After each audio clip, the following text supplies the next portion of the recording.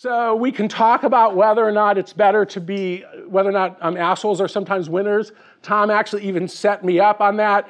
The way the book starts out is I start out with a real story.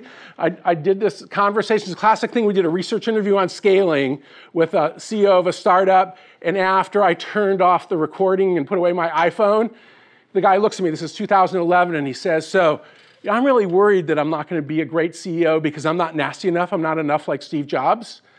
And he said, what do you think? And I assured him there were many people in Silicon Valley who are successful without being nasty. And also in the book, and some of you may, some years ago, we had Ed Catmull come here and speak.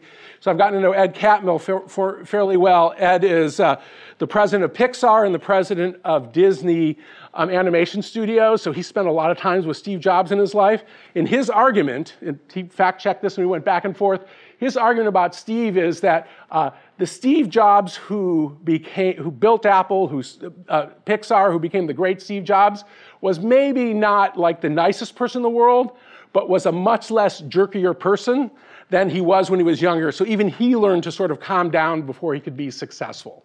So I think that's the argument. So my argument is still, if you're an asshole and a winner, you're still a loser as a human being, because if you look at the evidence, even if it's helping you win because you're in an I win, you lose zero-sum game, you're inflicting deteriorating physical and mental health on others. And as I said kind of at the beginning of the talk, you are literally undermining the productivity, driving away the people who you need to be successful in your role as a leader.